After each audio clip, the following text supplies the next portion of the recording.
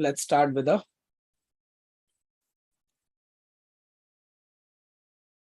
ethics.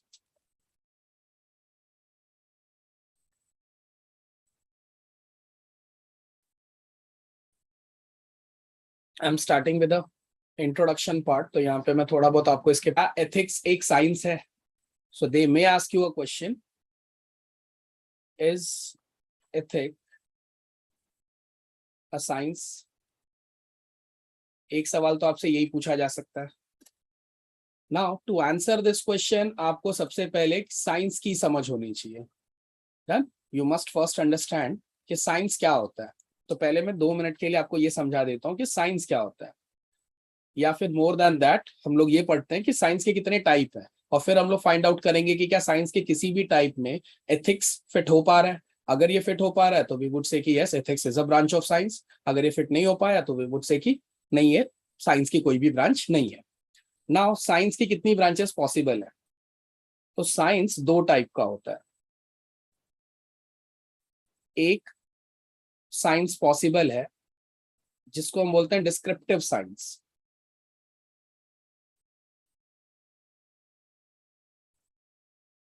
and one is evaluative science.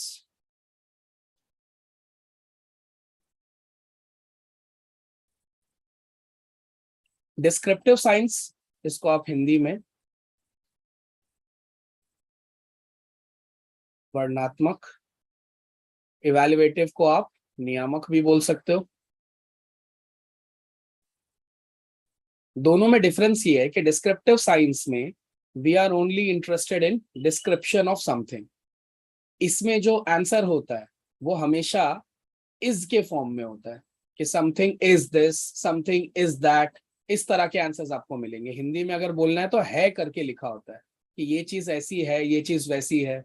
तो अगर आप किसी चीज के बारे में इस तरह का सेंटेंस यूज कर रहे हो, इंग्लिश में इज लगाकर या फिर हिंदी में है लगाकर, तो वो जो चीज है वो साइंस के किस डिपार्टमेंट में आएगी? डिस्क्रिप्टिव डिपार्टमेंट में. तो साइंस का जो डिस्क्रिप्टिव डिपार्टमेंट है वो बस चीजों को एज इट इज स्टडी करता है.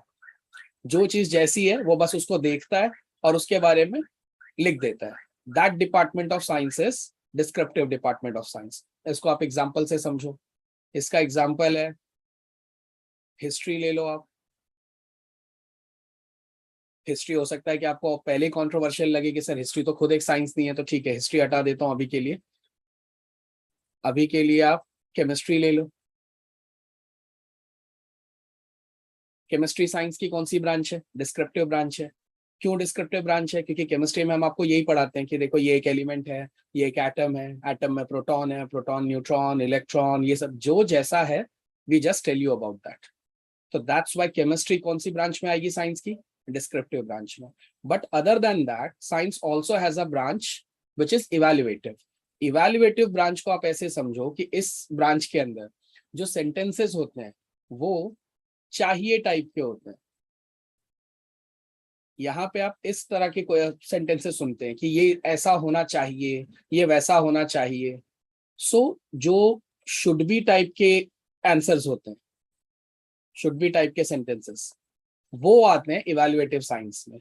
जहां पे आप ये फाइंड आउट करते हो कि जो चीज जैसी है क्या उसको वैसा ही होना भी चाहिए या उसमें कुछ और इंप्रूवमेंट पॉसिबल है. अगर पॉसिबल है तो वो क्या इंप्रूवमेंट है, किस तरह की इंप्रूवमेंट करनी चाहिए. तो अगर किसी सेंटेंस में चाहिए लगाओ तो वो आता है साइंस की इवैल्यूएटिव ब्रांच में. आपसे ये पूछा जाएगा कि इज एथिक्स अ साइंस? इसका जो सबसे पहला आंसर आप दोगे that of course would be yes, कि एथिक्स एक साइंस है. नाउ नेक्स्ट क्वेश्चन आपसे पूछा जाएगा कि ये किस तरह का साइंस है. So there you would answer it in a way कि एथिक्स एक इवैल्यूएटिव साइंस है. एथिक्स इस रेंज में आता है क्योंकि एथिक्स में आपको ये नहीं पढ़ाया जाएगा कि क्या है, आपको ये पढ़ाया जाएगा कि क्या होना चाहिए. जैसे समाज क्या है ये तो आप सोशियोलॉजी में पढ़ लेंगे कि समाज क्या है, कैसे बनता है, वगैरह वगैरह. बट समाज को कैसे बिहेव करना चाहिए, समाज कैसा होना चाहिए, ये आप पढ़ते हो एथिक्स में. तो इंफॉर्मेशन के लिए आपको दूसरे सब्जेक्ट्स दिए गए. इस सब्जेक्ट में मोर देन इंफॉर्मेशन आपका जो एम्फेसिस होगा वो होगा कि ये सारी इंफॉर्मेशन को कैसा होना चाहिए. बाकी के सब्जेक्ट्स में आपको पढ़ाया जाएगा कि हमारा जो एडमिनिस्ट्रेटिव डिपार्टमेंट है वो इस तरह से फंक्शन करता है, उसके ये रूल्स हैं, this is how the process is. But यहाँ पे आप ये ध्यान दोगे कि क्या वो प्रोसेस को वैसे ही होना चाहिए, is there any area of improvement, इस तरह के डिस्कशन जो है वो आप कहाँ करते हो, एथिक्स में। तो इस वे से मैंने ये जस्टिफाई कर दिया कि yes you can consider ethics as also a branch of science. यहां तक किसी को कोई डाउट है? नहीं सर। अब आवाज क्लियर है? हाँ सर, मेरे वीडियो की वजह से। ओके ठीक है। सो यहां तक एनी डाउट? दूसरा वाला जो पार्ट मैंने बोला है कि ethics is a branch of philosophy and sociology, ये जैसे जैसे मैं पढ़ता जाऊंगा वैसे जैसे जैसे मैं पढ़ाता जाऊंगा ये हम लोग वहां पे देखेंगे कि क्यों मैंने इसको फिलोसफी की भी एक ब्रांच माना है, क्यों मैंने इसको सोशियोलॉजी की भी एक ब्रांच माना है। नाउ फ्रॉम हियर ऑनवर्ड्स अब हम लोग एक दूसरा डिस्कशन लेंगे एंड दैट डिस्कशन इज कि अगर, अब जैसे ये वाला जो फिलोसफी वाला पार्ट है ये तो मैं बाद में डिस्कस करूंगा, आज जो मैं डिस्कशन ले रहा हूँ ये सोशियोलॉजी वाला डिस्कशन ले रहा हूँ। सो थोड़ा सा जरा एथिक्स को सोशियोलॉजी से कनेक्ट करके देखते हैं कि किस टाइप के क्वेश्चंस बन सकते हैं और how would you answer them. जैसे अगर सोशियोलॉजी की भाषा में आपसे पूछा जाए व्हाट इज एथिक्स, अब देखो यही क्वेश्चन मैं अलग अलग एंगल से पूछ सकता हूँ, फिलोसफी की भाषा में भी पूछ सकता हूँ कि व्हाट इज एथिक्स, सोशियोलॉजी की भाषा में भी पूछ सकता हूँ व्हाट इज एथिक्स, और हर बार आपका जो आंसर होगा वो एज पर द कॉन्टेक्स्ट होगा। अगर मैं सोशियोलॉजी के कॉन्टेक्स्ट में पूछूं तो आप उसी कॉन्टेक्स्ट में आंसर दोगे, अगर मैं फिलोसफी के कॉन्टेक्स्ट में पूछूं तो आप उसी कॉन्टेक्स्ट में आंसर दोगे। So always remember the context. जैसे साइंस के कॉन्टेक्स्ट में मैंने पूछा तो आप ये सारा पूरा का पूरा डिस्क्रिप्शन दोगे कि साइंस दो टाइप का होता है, डिस्क्रिप्टिव एंड इवैल्यूएटिव, जिसमें से जो इवैल्यूएटिव साइंस होता है एथिक्स उसमें फिट होता है। So yes ethics can be considered as science. ठीक, तो कॉन्टेक्स्ट को ध्यान में रखकर आप लोगों को आंसर देना है। सो अब जो मैंने पूछा है व्हाट इज एथिक्स, ये किस कॉन्टेक्स्ट में पूछा है मैंने, सोशियोलॉजी के टर्म्स में। ठीक, so now let's think about it in a sociology terms. Sociology is what, sociology खुद एक सोशल साइंस है जिसमें हम किसके बारे में पढ़ते हैं, सोसाइटी के बारे में। Yes, now tell me what is society. जो भी तुम्हारे दिमाग में आ रहा है जैसे तैसे भी आप इसको डिफाइन कर सकते हो, ट्राई टू डिफाइन इट। टूटे फूटे जो भी शब्द दिमाग में आ रहे हैं try to define it. How would you define a term society?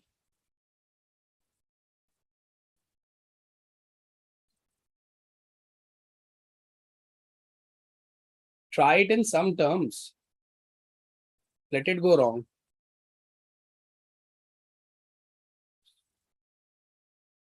या आर्या? सर मुझे ऊपर वाले क्वेश्चन बात बोलनी थी। यस बोलो। सर स्क्रीन ऊपर लो ना प्लीज। यस, हाँ सर, डिस्क्रिप्टिव एंड इवैल्यूएटिव का हम ऐसे बोल सकते हैं क्या कि एक है रियलिटी और एक है एक्सपेक्टेशंस? आप बोल सकते हो, अच्छे वर्ड्स हैं कि इन डिस्क्रिप्टिव आप सिर्फ देखते हैं कि what is the reality, and in evaluative आप ये चेक करोगे कि what are the expectation towards that reality, हम क्या चाहते हैं उस रियलिटी के लिए, हमारी क्या एक्सपेक्टेशंस है। तो yes you can use these two terms. Done? Okay sir. Okay, now try to answer this question. What is society?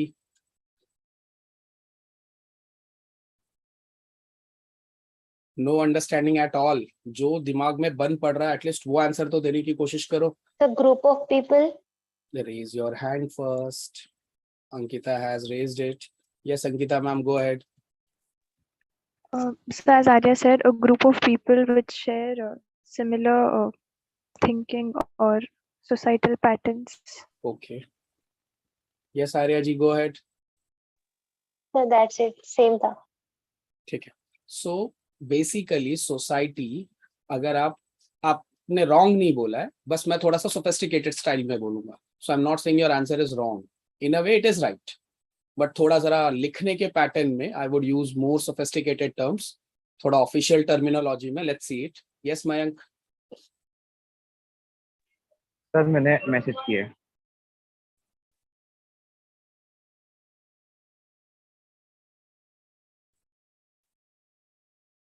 Group of people having different mindset or having diversity in thinking living in a particular area or region. Okay, ठीक है. It is a kind of description, but ठीक है. ऐसा नहीं कि पूरी तरह से wrong है. मिथिलेश जी का आंसर है different type of people comes from different caste, religion, thinking get together to make society. Okay. So आपने ये समझाया कि how society is made, whereas I asked कि what is society. ठीक है. देखो, basically society is a set of system.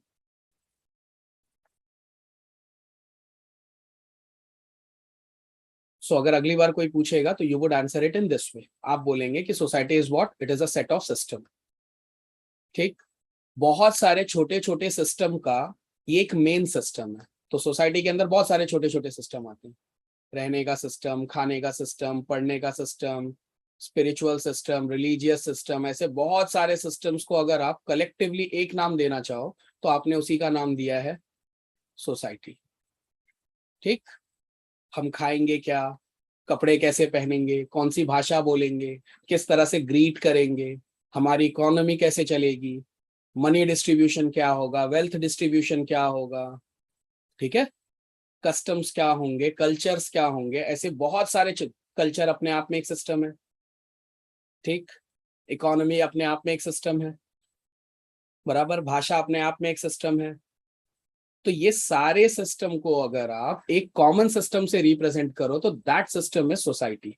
That's why society is also called as system of systems.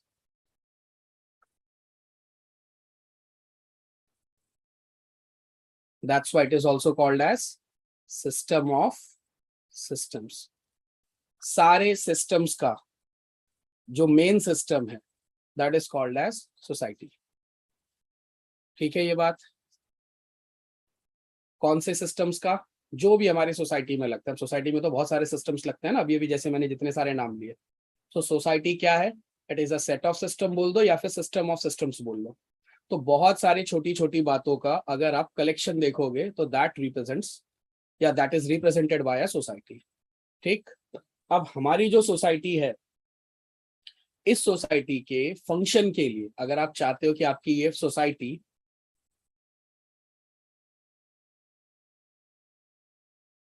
for a society to function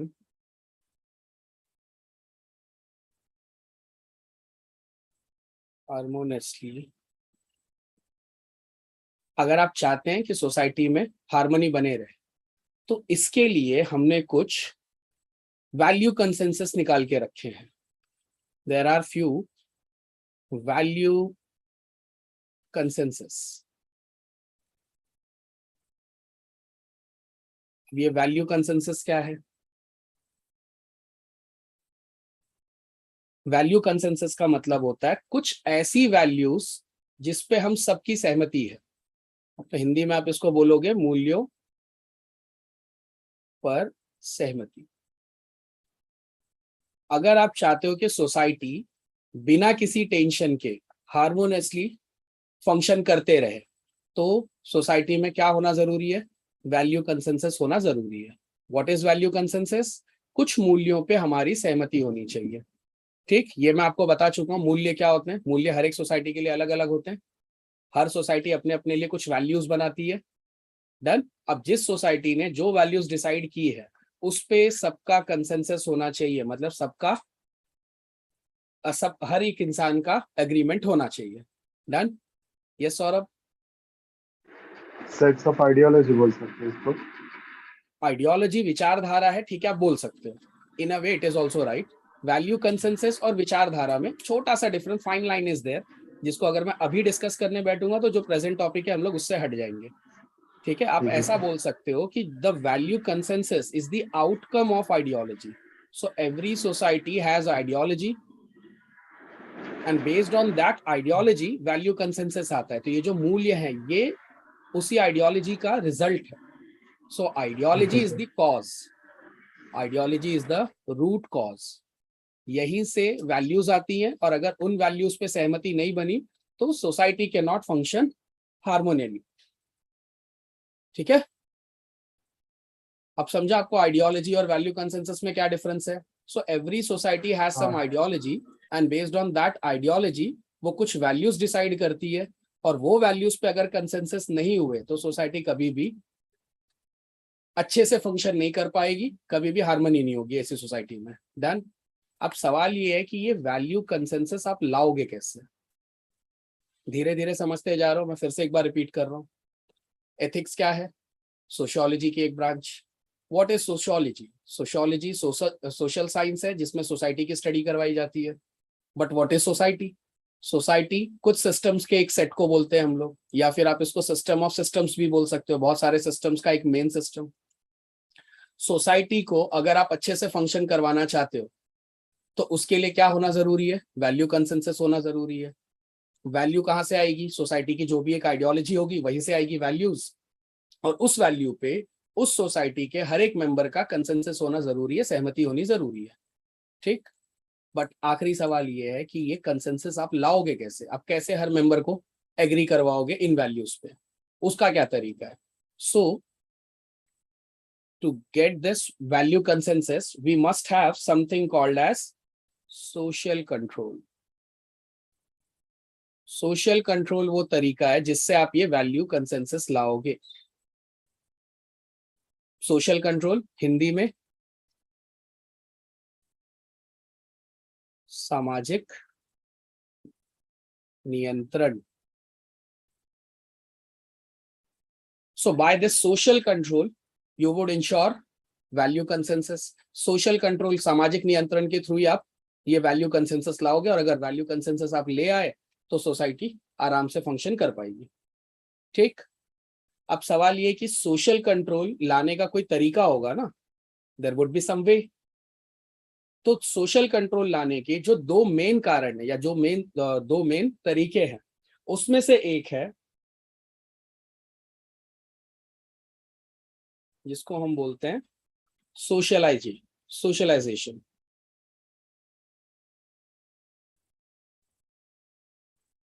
मैं mouth ulcer से इस वक्त सफर कर रहा हूं, तो अगर कोई भी वर्ड साफ समझ में ना आए तो आप लोग वापस से पूछ लेना, मैं लिख कर बता दूंगा।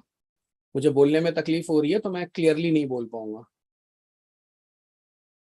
और अगर मैं किसी शब्द पे तुतला जाऊं तो कोई हंसेगा नहीं। ठीक है, अगर तुम हंसे बेटा तो अगली बार तुम्हारे आंसर पे हंसने में मैं भी चूक नहीं करूंगा, फिर बोलना मत। तो इट इज सोशलाइजेशन, हिंदी में समाजीकरण। ठीक।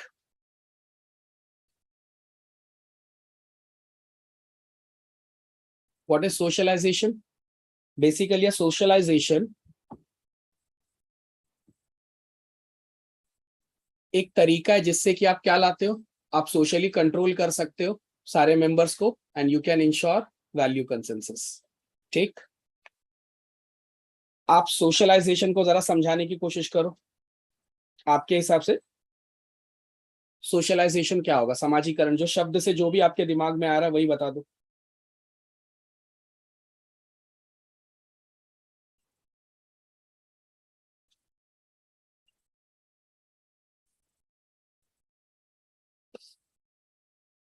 यस सौरभ।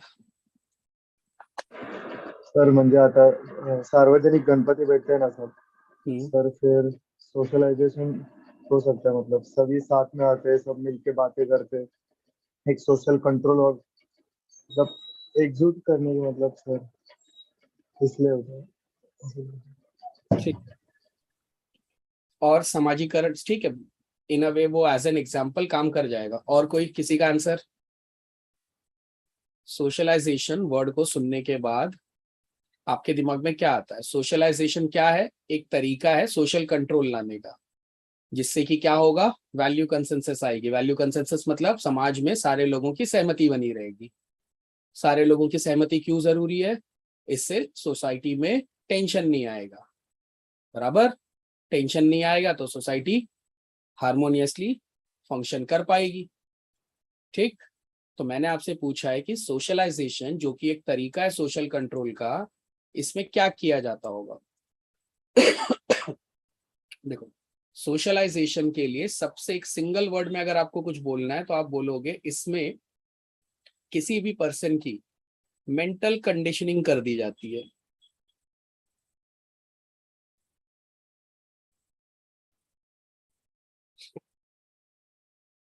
यहाँ जो कंडीशनिंग वर्ड है इसका और थोड़ा सा साधारण इंग्लिश में अगर आप वर्ड मीनिंग निकालना चाहते हो तो इट इज प्रोग्राम्ड। मतलब किसी भी इंसान का दिमाग इस तरह से प्रोग्राम कर दिया जाता है कि सोसाइटी जो बोलेगी वो उसको ब्लाइंडली फॉलो करेगा without even asking a basic questions. So भले उसको खुद को क्यों ना लग रहा हो कि नहीं यार इट इज रॉन्ग, फिर भी वो उसको ब्लाइंडली फॉलो करेगा। अगर सोसाइटी आपके साथ ऐसा करती है तो this is called as mental conditioning, mental programming, या फिर सोशियोलॉजी की भाषा में यही होता है समाजीकरण। तो समाजीकरण में समाज के हर व्यक्ति विशेष का जो दिमाग होता है वो इस तरह से प्रोग्राम कर दिया जाता है, इस तरह से कंडीशन कर दिया जाता है कि सोसाइटी जो भी बोले सामने वाला उसको ब्लाइंडली माने without even asking a single question on it. ठीक, तो इसी मेंटल कंडीशनिंग या प्रोग्रामिंग का नाम है सोशलाइजेशन। अब मेरा अगला सवाल कि क्या सोशलाइजेशन सही है?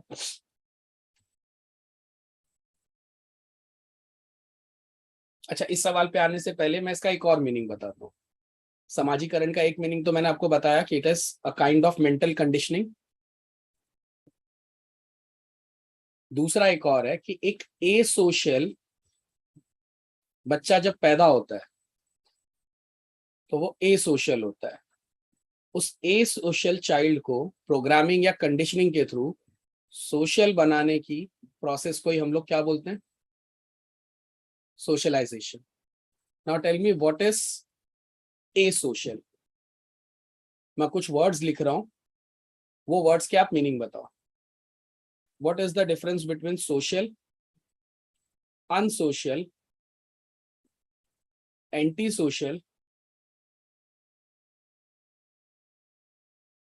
और अगर चलो ये क्वेश्चन को मैं थोड़ा आसान करके पूछता हूँ कि मुझे बताओ कि जब एक बच्चा पैदा होता है तो इन तीनों में से क्या होता है? वो सोशल होता है, अनसोशल होता है, एंटी सोशल होता है, क्या होता है? इन तीनों में से क्या होता है?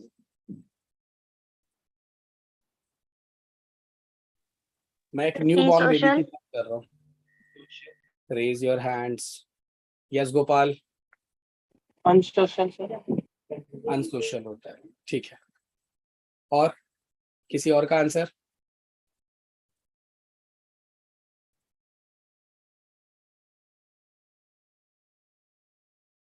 Yes Rohan. Social sir. Social होता है, ठीक है। मैंने एक न्यू बॉर्न बेबी के बारे में पूछा है तो जरा सोच समझ कर आंसर दो। जो बच्चा अभी अभी जस्ट पैदा हुआ है, 1 या 2 दिन के बच्चे की मैं बात कर रहा हूँ, मतलब उसको कोई भाषा भी नहीं आती है, तो फिर से सोच लो आप लोग अपने आंसर पे। इज ही और शी सोशल, अनसोशल और anti social? Yes Deepali. Sir social. ठीक है, आप लोग ये बात नहीं समझ पा रहे हो कि मैं बार बार आपको हिंट दे रहा हूँ। सोशल का मतलब सामाजिक। सामाजिक कौन है? जो समाज के नियम मानेगा। एक 1 या 2 दिन का पैदा हुआ बच्चा कोई नियम जानता भी है क्या? क्या वो इस कंडीशन में भी है? उसको नियम वर्ड भी पता है? उसको कोई भी नियम पता है क्या? नियम करके कुछ होता है दुनिया में, उसको ये वर्ड भी पता है क्या? वो अपनी मम्मी का नाम नहीं ले पा रहा है, वो माँ ढंग से नहीं बोल पा रहा है, तो वो सोशल कैसे हो जाएगा? और अनसोशल होने के लिए उसका सोशल का ज्ञान होना तो जरूरी है ना। सामाजिक और असामाजिक, समाज को जो फॉलो करे वो सामाजिक, जो ना फॉलो करे वो असामाजिक या अनसोशल। उसको तो पता ही नहीं है ना समाज क्या होता है, तो आप ये भी तो नहीं बोल सकते हो ना कि फॉलो नहीं कर रहा है। नहीं करने के लिए उसको पता तो होना चाहिए समाज क्या होता है, समाज के सिस्टम्स क्या होते हैं। अब जैसे अगर मैं आपको बोलूं कि आप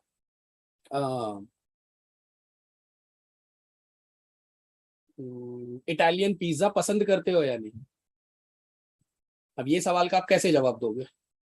अगर आपने इटालियन पिज्जा खाया है तो आप इस सवाल का जवाब दे सकते हो। पसंद आया तो हाँ बोल दोगे, नहीं पसंद आया तो नहीं बोल दोगे। पर जब आपने खाया ही नहीं तो इस सवाल का जवाब आप कैसे दोगे? आई बात समझ में?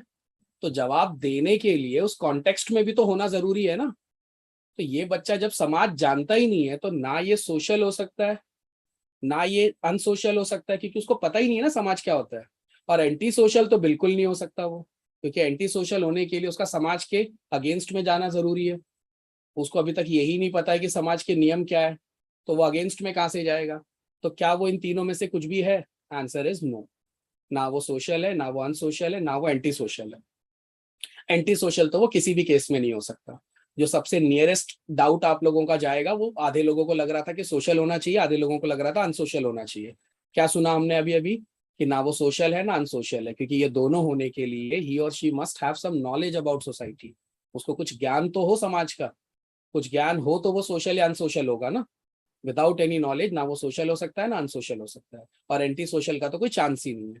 इन order to become anti social, he और she must be against the social norms, तो वो है ही नहीं है। ठीक, तो फिर ऐसे केस में आप उस बच्चे को क्या बोले? तो ऐसे केस में हम लोग बच्चे को बोलते हैं ए सोशल।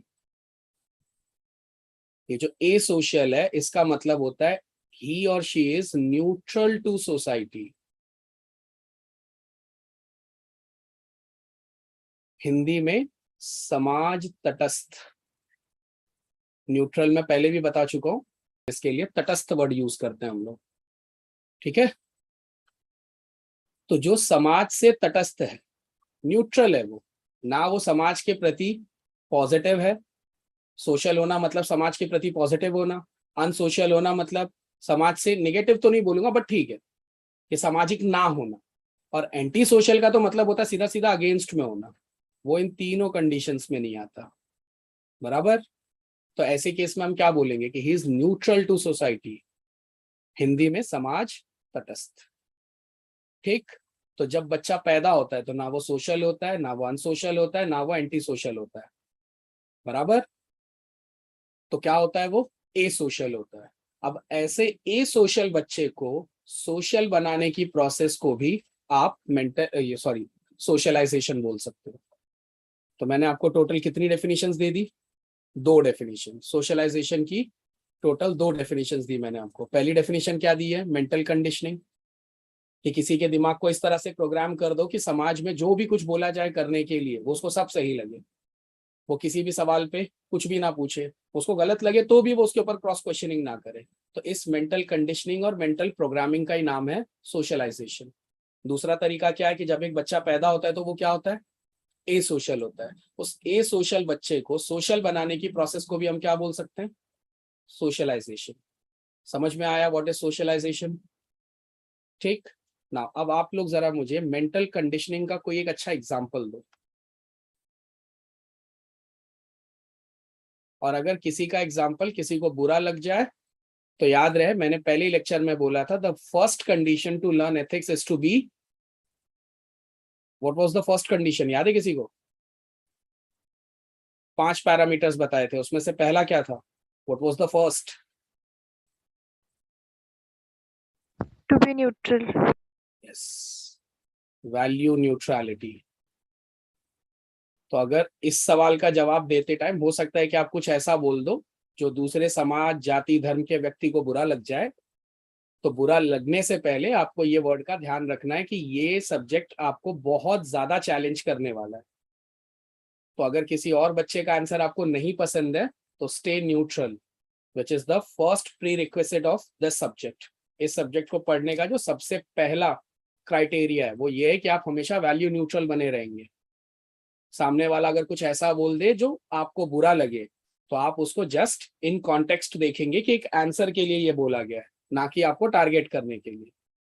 ठीक है, तो आंसर देने से पहले मैंने आप लोगों को ये याद दिला दिया, प्लीज बी वैल्यू न्यूट्रल, क्योंकि इसका जो आंसर है वो हो सकता है कि कुछ ऐसा आ जाए कि 4-5 लोगों को बुरा लग जाए। Done? So let's be very honest and very open about it. ठीक? यस गोपाल? Sir terrorist. मैं नहीं समझ पाया, फिर से बोलो। Sir terrorist. टेररिस्ट, ओके, ठीक है, गुड एग्जाम्पल। और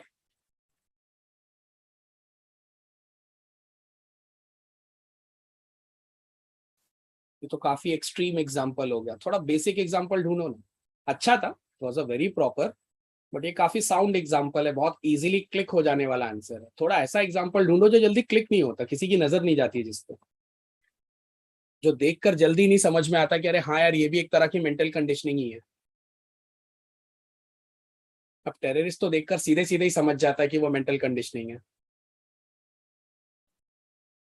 और कोई थोड़ा सटल कोई एग्जाम्पल जो समाज में जल्दी से ना समझे, थोड़ा ध्यान देने पे पता चले।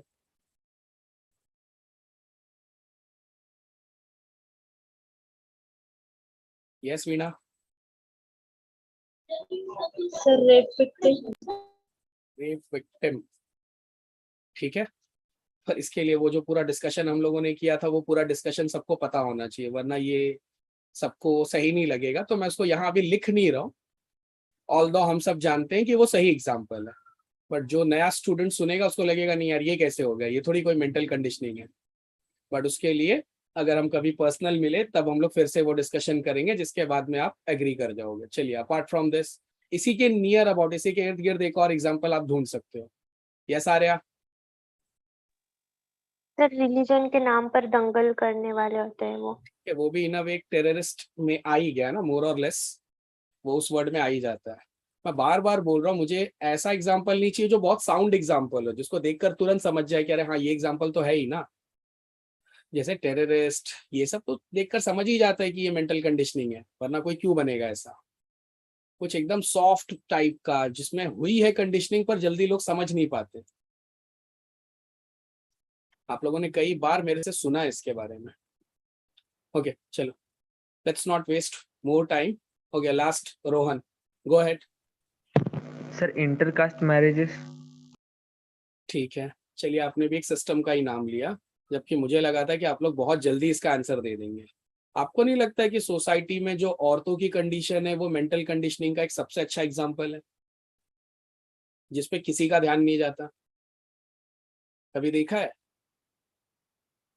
आप नोटिस करो, औरतों की मेंटल कंडीशनिंग इस तरह से कर दी गई है कि वो पूरी जिंदगी घर में काम करती है। ठीक है, पापा उठेंगे 7 बजे, उनको सारी चीजें तैयार मिलेंगी, नाश्ता तैयार मिलेगा, टिफिन तैयार मिलेगा, कपड़ा तैयार मिलेगा, एवरीथिंग हिल गेट रेडी। वो बस उन चीजों को यूज करेंगे। He'll leave for office by 9 AM and he'll be back by 6 PM। वो टिपिकल 8 आवर्स का जॉब करेंगे, 2 से 3 घंटा ट्रैवलिंग पकड़ लो, मतलब 10 से 11 घंटे का उन्होंने काम किया। और उसके बाद कभी पापा का स्टेटस देखा है? पापा का स्टेटस ऐसा होता है कि मैंने 10 से 11 घंटा काम कर दिया, now my job time is over. Yes. अब जरा मम्मी का टाइम लो। एक तो वो पापा से 1-1.5 घंटा पहले उठी, और पापा के घर आने के बाद भी वो 5-6 घंटा ज्यादा काम कर रही थी। अगर मैं आप लोगों से एक सवाल पूछूं कि आपकी मम्मी की सैलरी कितनी है, एंड इन केस अगर आपकी मम्मी कहीं जॉब पे नहीं जाती है, तो आप में से कितने लोग सैलरी का कोई अमाउंट बोलोगे?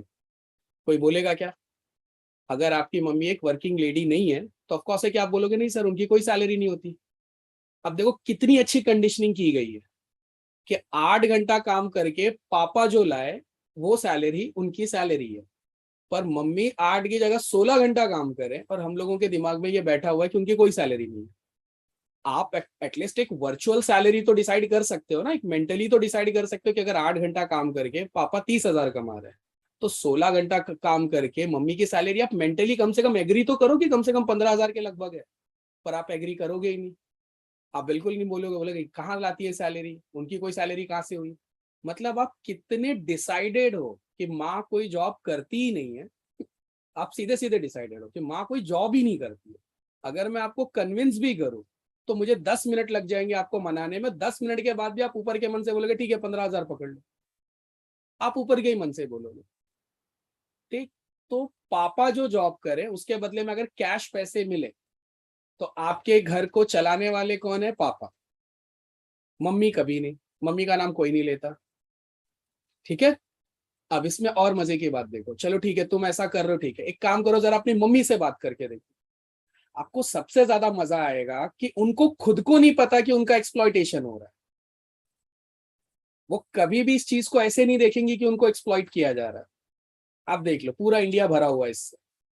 अगर आप उनसे पूछोगे भी ना, अगर आप उनके दिमाग में ये टर्म डालोगे भी कि अरे आपका फायदा उठाया जा रहा है, आपका शोषण हो रहा है, तो वो खुद तुमको चिल्लाने लग जाएंगे कि क्या पागल हो, ये सब क्या है, ये सब तो काम ही होता है औरतों का, ये तो करना ही होता है। This is mental conditioning. और इसी को मैंने आप लोगों को एक टर्म में समझाया था। What was that term? एक टर्म समझाया था मैंने आपको साइकोलॉजी का मेंटल कंडीशनिंग के लिए। Yes Saurabh? Brain wash. Yes, Pavlovian psychology. So it is a typical example of Pavlovian psychology. What is Pavlovian psychology? A Pavlovian psychology is a state जहां गुलाम अपनी गुलामी को एंजॉय करने लगता है। और इंडियन हाउसवाइफ की कंडीशन बिल्कुल वही है, वो अपनी गुलामी को सेलिब्रेट कर रही है। They are cherishing for that. उनके दिमाग में ऐसे ऐसे गाने गाकर, ऐसी ऐसी पिक्चरें बनाकर, फैमिली वैल्यूज वाली पिक्चर बना दो, उनको ऐसी पिक्चरें दिखाई गई हैं, उनको इतने इमोशनल डायलॉग सुना दिए गए कि now they have started believing कि जो हो रहा है वो सही हो रहा है। They have even stopped asking for it कि नहीं यार ये गलत हो रहा है, मतलब हमारे लिए भी कुछ सोचो।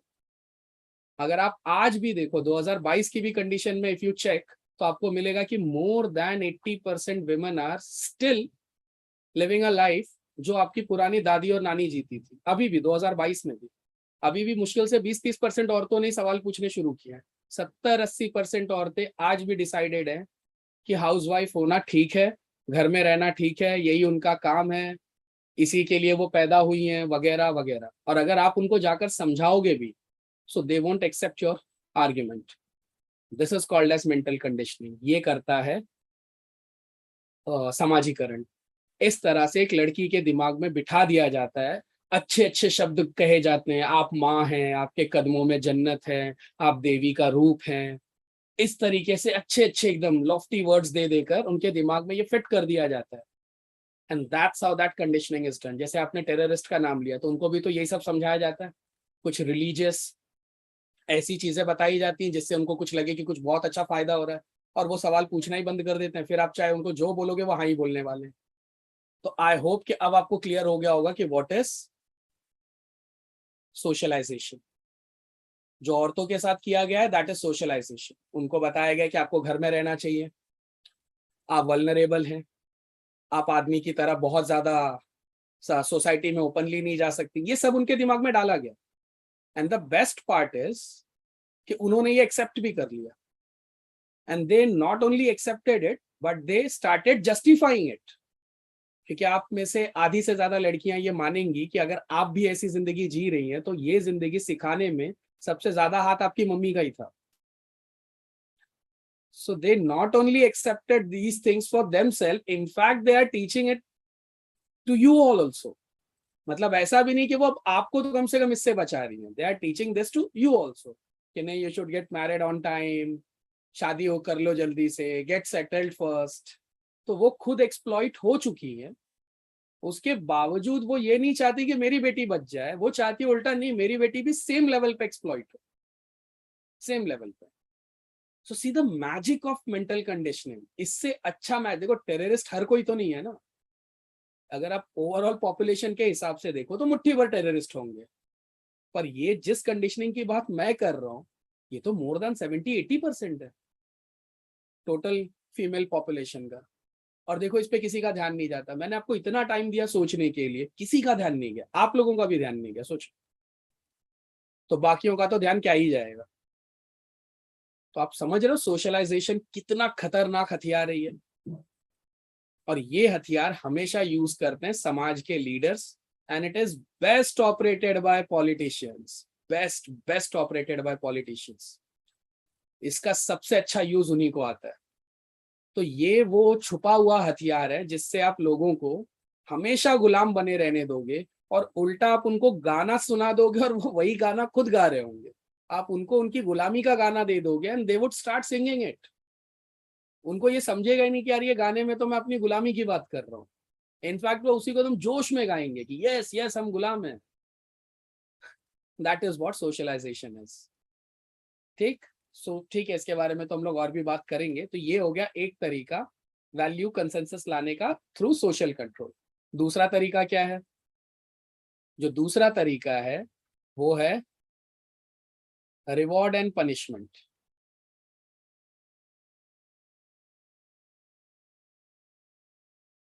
सिंपल नाम में ही आंसर मिल गया होगा आपको। रिवॉर्ड एंड पनिशमेंट मतलब सोसाइटी एक ऐसी व्यवस्था कर देती है, एक ऐसा सिस्टम डिजाइन कर देती है कि अगर आप उसके हिसाब से चलोगे तो आपको रिवॉर्ड मिलेगा, और अगर आप उसके हिसाब से नहीं चलोगे तो आपको पनिशमेंट मिलेगी। और इसके थ्रू बहुत आसानी से वो सोशलाइजेशन कर लेती है, हाँ या ना? जैसे इसका सबसे सिंपल एग्जांपल ले लो कि हर सोसाइटी में या हर रिलीजन में, रिलीजन को अभी आप एक तरह की सोसाइटी कंसीडर कर सकते हो इन अ वे, और हर रिलीजन में उसका जो सबसे कट्टर आदमी होता है, हर रिलीजन का जो सबसे कट्टर आदमी होता है, उसको देखो बहुत इज्जत मिलती है, बहुत सम्मान मिलता है। क्यों करता है, क्यों करती है सोसाइटी ऐसा? क्योंकि उसको देख देख कर बाकी के लोग भी उसी की तरह बन जाए। ठीक, तो एक तरीका तो ये हो गया reward and punishment. Done. Reward and punishment के थ्रू लोगों को सोशलाइज करना काफी आसान है। बस सिंपल में समाज में ये रूल फैला दो कि अगर आप समाज के हिसाब से चलोगे तो आपको रिवॉर्ड मिलेगा, नहीं चलोगे तो आपको पनिशमेंट देंगे। पुराने आपने बहुत सारे किस्से सुने होंगे कि अगर आप समाज के अगेंस्ट में चले जाओ तो आपको समाज से बाहर निकाल दिया जाता था, पूरा गांव आपसे बात करना बंद कर देता था। So that was the kind of punishment they used to give. अब अगर इस तरह का पनिशमेंट दोगे, so in order to be in a society, लोग क्या करेंगे, आप जो भी नॉर्म्स बनाओगे आंख बंद करके मानने लग जाएंगे। ठीक, अगर मैं आपसे इसके बॉटम लाइन में पूछूं, रिवॉर्ड एंड पनिशमेंट के मैं बहुत अच्छे अच्छे एग्जांपल आपको देता हूं, पर उसके पहले अगर मैं आपसे पूछूं कि why society does it, society ऐसा क्यों करती है, व्हाई? मतलब मैंने तो सारी बुरी बुरी बातें ही बताई आपको। सोसाइटी क्या करती है, सोशल कंट्रोल लाना चाहती है, जिससे कि क्या है, वैल्यू कंसेंसस आए। वैल्यू कंसेंसस क्यों लाना चाहती है सोसाइटी? क्योंकि सोशल कंट्रोल के जितने तरीके मैं आपको बता रहा हूँ उसमें से तो कोई भी अच्छी बात मैं आपको बता नहीं रहा हूँ। तो क्या कारण बताओगे आप कि सोसाइटी ऐसा क्यों करती है? यस सौरभ। अनार्की ना फैले इसलिए, कोई भी उठ के कुछ भी ना करे। पर आपको लगता है कि जो मैंने एग्जांपल्स दिए हैं कि एनार्की से अच्छे एग्जांपल हैं, इससे तो अच्छा एनार्की फैल जाए? क्योंकि जो अनार्की सोसाइटी कर रही है वो कौन सा एनार्की से कम है, सोचो। वो तो दिख नहीं रहा ना, इसलिए तो चल रहा है वो सब। ओके, बट मैं ये जानना चाहता हूँ कि इसके पीछे सोसाइटी का अपना क्या बेनिफिट है? देश चलाने के लिए। देश चलाने के लिए? और कोई कारण किसी और के दिमाग में कुछ आ रहा है?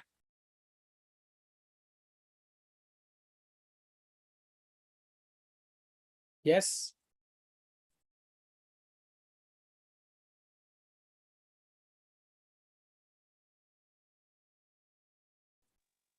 कोई और आंसर नहीं है?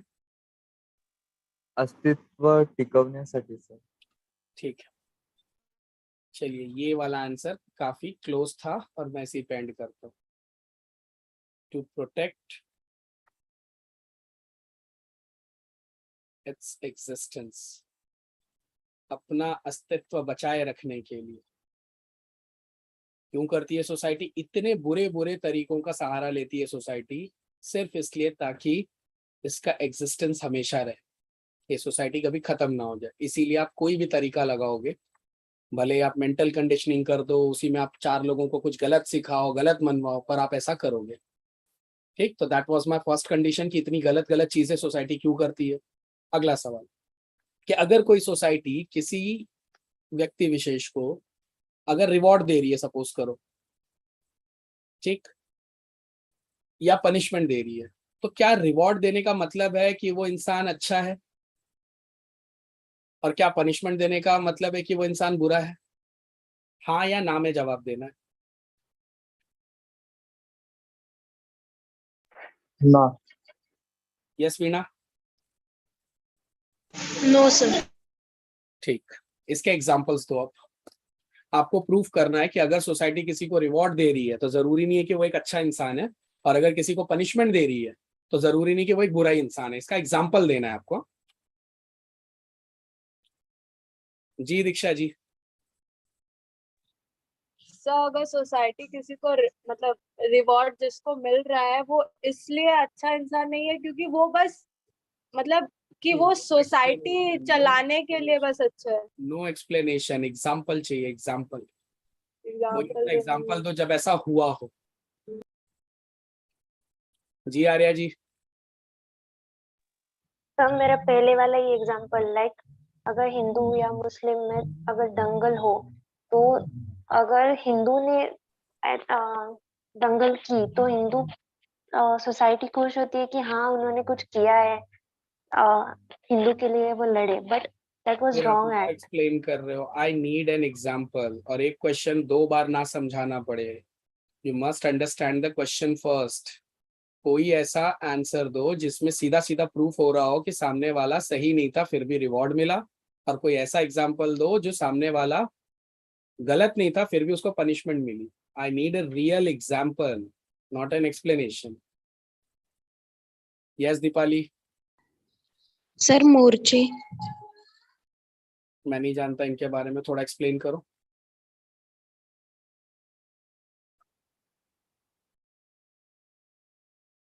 अच्छा ठीक है, सोचो तब तक रोहन का आंसर ले लेते हैं। Yes Rohan. Sir rape cases. आवाज नहीं आई बेटा। सर रेप केसेस में।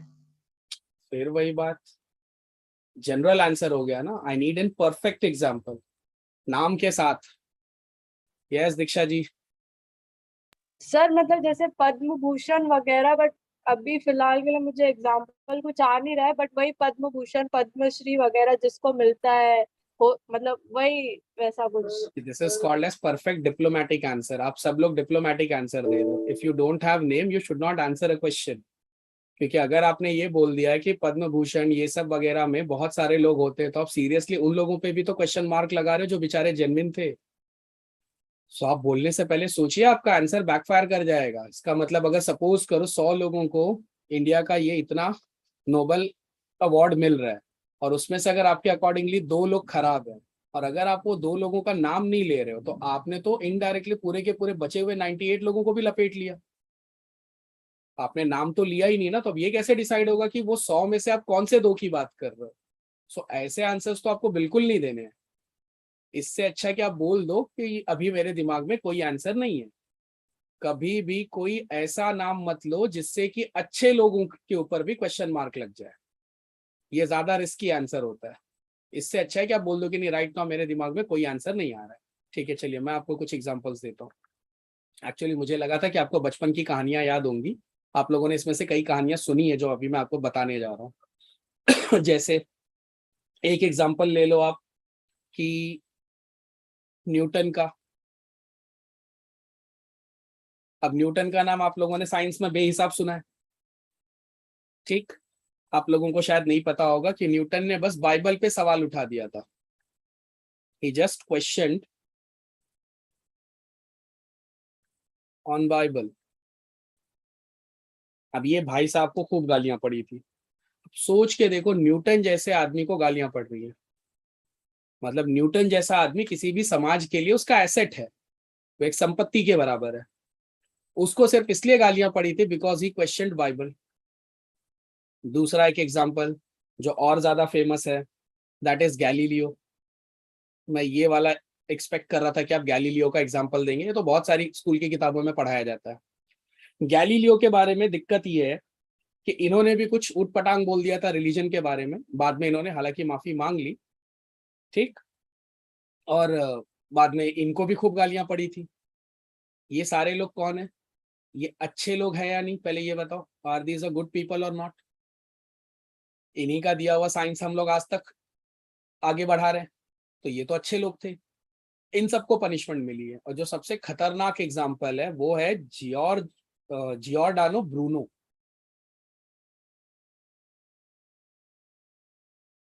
ये सबसे खतरनाक एग्जाम्पल है। अगर इनका असली नाम देखोगे ना, तो इनका असली नाम था फिलिप्पो ब्रूनो, पर मोस्ट ऑफ द बुक्स में इनका नाम जियोर्डानो ब्रूनो ही लिखा जाता है। अगर आप फिलिप्पो ब्रूनो की कहानी सुनो, 16th सेंचुरी की कहानी है।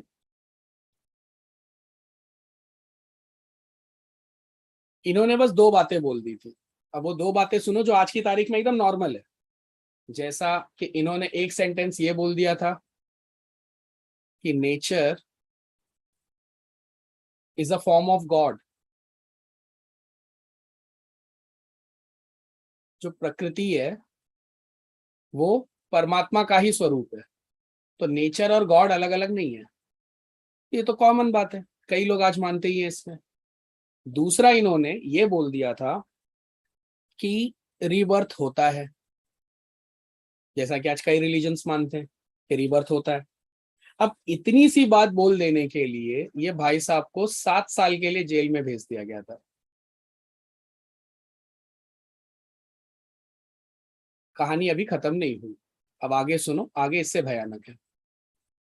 भाई साहब 7 साल के बाद जेल से बाहर आए। जब ये बाहर आए तो इनसे पूछा गया कि अब होश ठिकाने आ गए भाई साहब, अब अपने स्टेटमेंट्स वापस लोगे?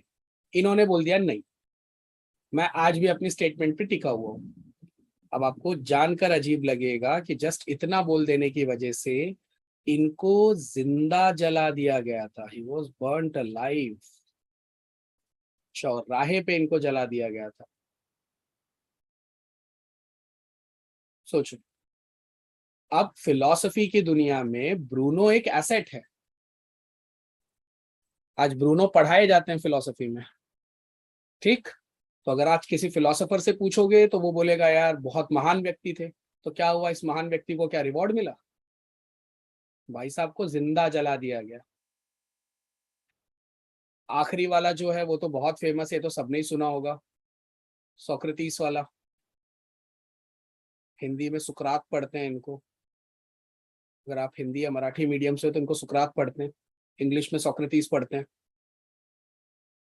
सुकरात के बारे में ये दिक्कत थी कि इनको भी वही भाई साहब थोड़ा सा, इन्होंने मेनी गॉड वाली थियरी को चैलेंज कर दिया था। जहाँ के ये थे वहां पे बहुत सारे भगवान के रूप को माना जाता था, तो इन्होंने बोला कि नहीं, मेनी गॉड नहीं होते, बहुत सारे भगवान नहीं है, सिंगल गॉड है, एक ही भगवान होता है। इतनी सी बात पे इनको पहले तो जेल में डाला गया, इनके ऊपर मुकदमा चलाया गया। जो मुकदमा इन पे चलाया गया था उसमें लगभग 400-500 जज थे, और इन 400-500 जजों ने मिलकर ये डिसाइड किया कि इनको जहर दिया जाएगा, he will be poisoned। और जब मैं आपको फिलॉसफी पढ़ाऊंगा तो वहां पे जो सबसे ऊपर के नाम आप पढ़ोगे उसमें से ऑफकोर्स सुकरात होंगे, पर एक मजे की बात यह है कि एक और नाम आप पढ़ोगे, प्लेटो। प्लेटो आपने ऐसे भी कभी ना कभी सुना होगा हिस्ट्री वगैरह में, तो प्लेटो इनके स्टूडेंट थे। सोचो सुकरात क्या रहे होंगे, इतना बड़ा दार्शनिक प्लेटो सुकरात का स्टूडेंट था। अब प्लेटो ने जुगाड़ लगाया कि किसी तरीके से सर को जेल से बाहर निकाला जाए, पैसे वैसे खिला के इन्होंने पूरा जुगाड़ लगा दिया कि सुकरात जेल से भाग जाएंगे। सुकरात ने ना बोल दिया, और फिर आया वो हिस्ट्री का फेमस डायलॉग, जब प्लेटो समझा रहे थे कि सर आप निकल जाओ, क्यों बेफालतू में मरना चाहते हो, तो सुकरात ने आज तक का सबसे फेमस डायलॉग बोला था कि अगर मैं भाग गया तो मेरी बॉडी तो बच जाएगी पर मेरे विचार मर जाएंगे, क्योंकि अगर मैं भाग गया इसका मतलब मेरे विचार गलत थे, तभी तो मैं चोरी से भाग रहा हूं ना, और अगर मेरे विचार सही हैं तो मुझे टिकना चाहिए। Done. So they may kill my body but they will never be able to kill my thoughts. वो मेरे शरीर को तो मार देंगे पर वो मेरे विचारों को नहीं मार सकते, तो इसीलिए मैं ये जहर का प्याला पीऊंगा। और फिर वही वो हिस्टोरिकल लाइन जो आपने सुना होगा कि सुकरात ने जहर का प्याला अपने हाथों से पी लिया। बताने कहानियों में तो ऐसे ही आता है कि सुकरात ने खुद जहर का प्याला पी लिया था एंड ही डाइड। सिर्फ इतना बोलने के लिए, मैनी गॉड नहीं होते, सिंगल गॉड होता है। और याद रहे, सुकरात वो आदमी जिनके नाम पे कुछ बताई जाती है कि 400 बुक्स लिखी थी इस अकेले आदमी ने। 400 किताबें इस अकेले आदमी ने, हालांकि हर किताब बहुत बड़ी नहीं है, कई किताबें तो बहुत छोटी छोटी है, बहुत कम पेजेस की है, बट फिर भी 400 किताबें लिखने वाले राइटर को जहर का प्याला दे दिया गया। तो what is the final line, कि क्या ये रिवॉर्ड और पनिशमेंट वाली अरेंजमेंट हमेशा सही से काम करती है? We all know that it never works in a way it should be. हर समाज उस इंसान को रिवॉर्ड देता है जो उसकी बातों को मानता है, वो इस बेसिस पे कभी रिवॉर्ड नहीं देता कि उसका किया हुआ काम अच्छा है या उसका काम बुरा है। जबकि होना क्या चाहिए, अगर आप टेक्निकली मेरे से इसकी डेफिनेशन लिखवाते तो मैं क्या लिखता कि जो अच्छा काम करेगा उसको रिवॉर्ड देता है सोसाइटी, और जो खराब काम करेगा सोसाइटी उसको पनिशमेंट देती है। लिखते टाइम तो मैं यही लिखता ना, but we all know the harsh reality behind it कि नहीं, ऐसा बिल्कुल नहीं है। रिवॉर्ड और पनिशमेंट अच्छे और बुरे काम के बेसिस पे काम नहीं करते। ये किस बेसिस पे काम करते हैं कि whether you are with society और अगेंस्ट इट। अगर आप सोसाइटी के साथ हैं तो आप 1000 लोगों की जान ले लो। और भी बहुत सारे किस्से मैं आपको आगे चल के सुनाऊंगा।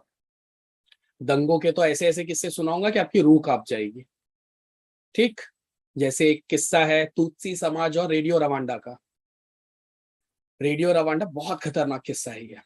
यहाँ पे एक समाज को कंटिन्यू रेडियो पे भाषण दे दे के इतना उकसाया गया कि उन लोगों ने, जो दूसरा समाज था जिसके ये अगेंस्ट में थे, तुत्सी समाज, उसके कई लाख लोगों को रातों रात काट दिया था इन लोगों ने। तो ये बहुत खतरनाक किस्सा है। अब इस समाज में जो पूरा का पूरा समाज जो मर्डर कर रहा था, वो लोग तुत्सी समाज वालों को कॉकरोच बुलाते थे। तो रेडियो पे रोज के रोज ये पूरा स्पीच दी जाती थी कि हमको कॉकरोचेस को खत्म कर देना है, हम इनको खत्म कर देंगे। और वही हुआ, कई लाख औरतों का रेप हुआ, मार दिया गया, बच्चों को तक मार दिया गया, काट डाला गया सीधा सीधा। ठीक, क्या उस समाज ने ऐसा करने वालों को गलत समझा? आंसर इज नो, बिल्कुल नहीं। उनको कहीं ना कहीं समाज की तरफ से एक एक्सेप्टेंस मिला था, तभी तो उन लोगों ने इतने बड़े मैसिव लेवल पे ये काम वो कर पाए। So somewhere they were supported by society. तो गलती से भी इस भ्रांति में ना रहें कि रिवॉर्ड और पनिशमेंट जो है वो अच्छे और बुरे इंसान को या अच्छे या बुरे कर्मों पे मिलता, बिल्कुल नहीं। इसका कोई लेना देना ही नहीं अच्छाई और बुराई से। इन प्रैक्टिकलिटी में बात कर रहा हूँ। प्रैक्टिकली रिवॉर्ड और पनिशमेंट जो सोसाइटी की व्यवस्था है वो किस हिसाब से बनी हुई है कि if you are with society आपको रिवॉर्ड मिलेगा, if you are against society आपको पनिशमेंट मिलेगा। ठीक है, so that's our society functions. तो जब आप पढ़ोगे तो सुनने में तो सारे वर्ड्स बड़े अच्छे लगते हैं, बट जब आप उनको डिकोड करते जाओगे तो आपको धीरे धीरे पता चलेगा कि इन सब चीजों के पीछे का जो काला सच है वो बहुत दुर्भाग्यपूर्ण है, बहुत अजीब है। चलिए एक फटाक सा रिवीजन ले लेते हैं। पहला, मार्किंग स्कीम मैंने बताई थी, उसको तो मैं रिवाइज नहीं करवा रहा हूं। मैंने आपको ये बताया कि एथिक्स क्या है, इसके आप 3 पोटेंशियल आंसर्स दे सकते हो। आप इसको ब्रांच ऑफ फिलोसफी भी बोल सकते हो, ब्रांच ऑफ सोशियोलॉजी भी बोल सकते हो, ब्रांच ऑफ साइंस भी बोल सकते हो। जिसमें से सबसे पहले मैंने साइंस वाला एक्सप्लेनेशन दिया कि 2 तरह का साइंस हो सकता है, डिस्क्रिप्टिव या इवैल्यूएटिव। डिस्क्रिप्टिव साइंस वो है जहां पे बस जो चीज जैसी है उसके बारे में बस वैसे का वैसे लिख दिया जाता है, ज्यादा कुछ डिस्कशन नहीं होता वहां पे। जैसे केमिस्ट्री, जो केमिकल जैसा हम लोग बस लिख देते हैं। दूसरा एक साइंस होता है जो इवैल्यूएटिव होता है, जहां ये डिस्कशन किया जाता है कि चीजों को कैसा होना चाहिए। ठीक, एथिक्स इस ब्रांच में फिट बैठता है, तो इसलिए हम एथिक्स को साइंस की एक ब्रांच मान सकते हैं। फिलॉसफी वाला जो पार्ट है वो तो मैं आपको फिलॉसफी में ही पढ़ाऊंगा।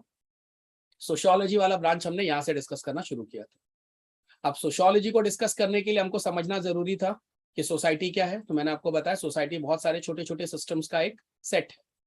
दैट्स व्हाई आप इसको सिस्टम ऑफ सिस्टम्स भी बोल सकते हो। डन। क्यों सोसाइटी बनाती है ये सब सिस्टम? ताकि वैल्यू कंसेंसस मिले। वैल्यू कंसेंसस मतलब जो भी सोसाइटी के मूल्य हैं, जो भी उन लोगों ने वैल्यूज बनाई है उस पर सबकी सहमति बने। कहाँ से आती हैं ये वैल्यूज? सोसाइटी के आइडियोलॉजीज से। कौन सी आइडियोलॉजी? रिलीजियस आइडियोलॉजी हो सकती है, कुछ भी हो सकती है। 99% केसेस में तो रिलीजियस आइडियोलॉजी होती है। तो रिलीजियस आइडियोलॉजी के बेसिस पे सोसाइटी क्या चाहती है? वैल्यू कंसेंसस मिले। कैसे मिलेगा लेकिन वैल्यू कंसेंसस? वैल्यू कंसेंसस मिलेगा सोशल कंट्रोल के थ्रू। और कैसे करोगे आप सोशल कंट्रोल? या तो सोशलाइजेशन के थ्रू या तो रिवॉर्ड पनिशमेंट वाले मेथड के थ्रू। क्या ये अच्छी तरीके हैं सोशल कंसेंसस हासिल करने का? बिल्कुल नहीं। ना सोशलाइजेशन अच्छा तरीका है, ना रिवॉर्ड एंड पनिशमेंट अच्छा तरीका है। कैसे प्रूफ किया मैंने? जब मैंने आपको ये बताया कि सोशलाइजेशन का एक्चुअल मतलब होता है मेंटल कंडीशनिंग कर देना, किसी के दिमाग को मेंटली ऐसा प्रोग्राम कर देना कि उसको सही और गलत में फर्क दिखना बंद हो जाए। बस सोसाइटी जो बोले उसको वही सही लगने लगे, वो सवाल करना ही छोड़ दे। So this term is called as mental conditioning. Example terrorist plus भारतीय महिलाएं। ठीक। दूसरा एक तरीका ये भी है सोशलाइजेशन को डिफाइन करने का कि इसमें एक ए सोशल इंसान को सोशल इंसान बना दिया जाता है। And here I told you कि जब बच्चा पैदा होता है तो ना वो सोशल होता है, ना अनसोशल होता है, ना एंटी सोशल होता है। वो क्या होता है? ए सोशल होता है। वो समाज से तटस्थ होता है, न्यूट्रल होता है, उसको कोई लेना देना, उसको समाज ही नहीं पता है तो बराबर, तो न लेना एक न देना दो, बराबर। अगला सवाल मैंने पूछा था सोसाइटी ऐसा क्यों करती है, ताकि सोसाइटी का एग्जिस्टेंस बना रहे, तो भले ये गलत है, वो ऐसा करती जरूर।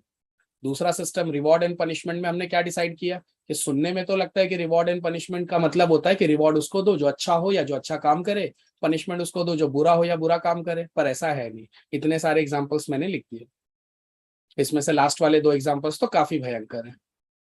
ठीक, तो क्या मैं आप लोगों को यहां तक समझा पाया? Any doubt till here? No sir. वो थोड़ा कंट्रोवर्शियल है, इसलिए आर्या मैंने वो सब नाम नहीं लिए। मेरे पास और भी कंट्रोवर्शियल आंसर्स थे जो मैंने जानबूझकर नहीं लिए, क्योंकि ये लेक्चर यूट्यूब पे भी जा रहा है। अब आप लोगों के साथ मेरे को डिस्कशन का टाइम मिल जाता है, तो अगर आपको किसी चीज पे डाउट आए तो आप मेरे जैसे वो रेप विक्टिम वाला था, तो वो इतना कंट्रोवर्शियल पॉइंट था, but we had time so we discussed. अभी जो आपने लिखा है, अगर मैं वो नाम ले लेता, मेरे पास उसके जैसा एक और भी वर्ड था, बट अगर मैं वो नाम ले लेता या एक नाम और ले लेता, तो वो डिस्कशन आप लोगों के साथ तो मैं ठीक है आपको करके मैं समझा पाता, पर जब चीजें समाज में जाने वाली हो तो थोड़ा सोच समझ कर बोलना पड़ता है। So this lecture was live on YouTube, so that's why मैंने वो सब एग्जांपल्स नहीं लिए जो थोड़े कंट्रोवर्शियल है। कंट्रोवर्शियल से मेरा मतलब ये नहीं है कि मैं आपके आंसर से एग्री नहीं करता या मैं डिसएग्री करता हूँ, वो तो हम जब डिस्कस करेंगे तब देख लेंगे कि मेरा उस पर क्या ओपिनियन है। आज मैंने ऐसे एग्जाम्पल्स का नाम ही नहीं लिया, उसका कारण बहुत सिंपल है कि मैं नहीं चाहता कि उसको लेकर कोई कंट्रोवर्सी हो कि मेरी ऐसी सोच है या मेरी वैसी सोच है, क्योंकि अभी मैं उतना बोल नहीं पाऊंगा और आप लोगों के साथ बात करने के लिए मेरे पास टाइम होता है। तो वहां जब मैं कोई भी कंट्रोवर्शियल स्टेटमेंट ले भी लूं तो I will be able to justify that. ठीक है, मैं अपने आंसर को जस्टिफाई कर पाऊंगा, जो कि मैं यहाँ नहीं कर पाऊंगा। तो अगर ये सब आंसर्स आपको जस्टिफाई चाहिए या आपको इस पे मेरा ओपिनियन चाहिए हो, तो जब भी लेक्चर्स यूट्यूब पे नहीं होंगे you can ask for it. ठीक, यस सौरभ? सर फिर सोशल कंट्रोल कैसे करें? सोशल कंट्रोल कैसे करना चाहिए? सो जो इसको करने का सबसे आइडियल तरीका है वही आप इस पूरे सब्जेक्ट में सीखने वाले हो, इसका वन वर्ड आंसर नहीं है। क्योंकि देखो, अगर किसी ने अभी पूरा लेक्चर सुना होगा तो उसके दिमाग में तो यही आ रहा होगा कि सर ने सब कुछ नेगेटिव बनाया है, तो इसका पॉजिटिव यही होगा कि काम करो, सबको अपने अपने हिसाब से जीने दो, जो सबसे इजीएस्ट आंसर बच्चों के दिमाग में आता है। बट उस तरीके से भी अगर आप जाओगे तो फिर समाज नहीं बन पाएगा। फिर इसका वन वर्ड आंसर नहीं हो सकता। ऐसा नहीं कि जस्ट बिकॉज मैंने सब कुछ नेगेटिव नेगेटिव गिनाया तो आप सोच लो कि यार ये तो इस तरीके से तो सब गलत गलत ही हो रहा है, तो एक काम करो सबके ऊपर छोड़ दो, जिसके जो मन में आए वो अपने हिसाब से रहे। वो तरीका भी सोसाइटी के हिसाब से सही नहीं है। इंडिविजुअल बेसिस पे वो सही है, आपको मैं फुल फ्रीडम दे दूं, आप अपने हिसाब से रहो, ये आपको सही लगेगा। बट अगर आप सोसाइटी की बात कर रहे हैं, कंट्री की बात कर रहे हैं, नेशन की बात कर रहे हैं, तो फिर वहां पे जाके कुछ नॉर्म्स बनाने पड़ते हैं। और वो बीच का रास्ता क्या है, मतलब वो एक ग्रे एरिया है, और वो ग्रे एरिया आपको एथिक्स सिखाता है।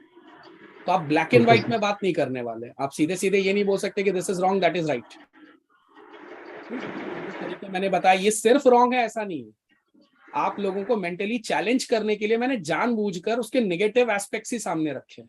ऐसा नहीं कि इसमें सब कुछ नेगेटिव ही है, बहुत कुछ पॉजिटिव भी है इसके अंदर, वो भी हम लोग डिस्कस करेंगे। पर आज के दिन मैं चाहता था कि आपको मैं वो हिस्सा दिखाऊं जो आप नहीं सोचते। जैसे महिलाओं के बारे में आप लोगों में से कोई नहीं सोच पाया, सो मेरा प्लान था टू मेंटली चैलेंज यू।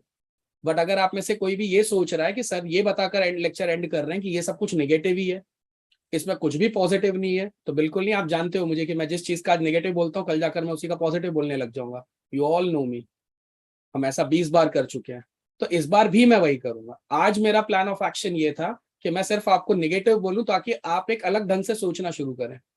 जब आप अलग ढंग से सोचना सीख जाएंगे तो फिर मैं इसी का पॉजिटिव बोलने लग जाऊंगा, फिर आप चिढ़कर अपना बाल नोचोगे कि ये बोलना ही क्या चाहते थे।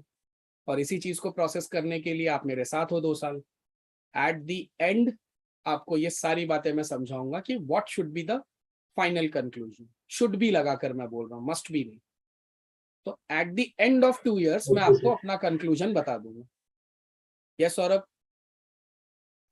Okay sir. अभी के लिए तो आप लोगों को बस चैलेंज करना मेरा मेन काम है, और गलती से भी अगर आप मेरी बातों पे ओपिनियन बना रहे हो तो आप बेवकूफ हो। आप जानते हो कि मैं अपनी बात से तुरंत पलट जाऊंगा, अगले लेक्चर में मैं इसी के पॉजिटिव पढ़ा रहा रहूंगा। ऐसा मैं 20 बार कर चुका हूँ and you all are witness to that. ठीक, सो बी प्रिपेयर्ड। और आप ये नहीं बोल सकते कि सर आप ही तो उस दिन बोल रहे थे कि सब नेगेटिव नेगेटिव है। सो उस नेगेटिव का पॉजिटिव देखने के लिए तो बैठे हैं। अगर ऐसे ही पढ़ लेना होता कि ये नेगेटिव है तो 200-250 पेज की किताब थमा देता, आप उसी में से रट्टा मार लेते। इस लेक्चर की जरूरत ही इसलिए ताकि आपका दिमाग ओपन हो, आप एक ओपन डिस्कशन सीखो। जिस चीज को आप एकदम नेगेटिव मानने लग जाओ, मैं पूरी कोशिश करता हूं कि आपके दिमाग में मैं पूरी नेगेटिविटी भर दूं, क्योंकि मुझे यही तो देखना है कि क्या उस कंडीशन में भी आप उस चीज का कोई पॉजिटिव साइड देख पा रहे हो।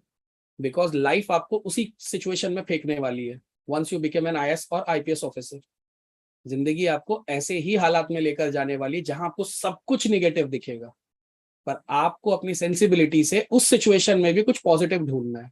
और उसकी आदत आपको इसी तरह की प्रैक्टिस से पड़ेगी कि मैं एक चीज का निगेटिव बोलता जाऊं, आपको पूरा मेंटली निगेटिव बना दूं और फिर एंड में बोलूं अब इसका पॉजिटिव बनाओ। अगर मेरे सामने कर पाए तो जिंदगी में भी कर पाओगे, मेरे ही सामने नहीं कर पाए तो फिर आगे भी कहां से कर लोगे। और आगे चल के लाइफ कोई मैनुअल नहीं देने वाली है कि देखो इतने निगेटिव हैं तो ये वाला पॉजिटिव ले लेना, ये वाला पॉजिटिव है तो ये वाला, ऐसा कुछ नहीं होने वाला।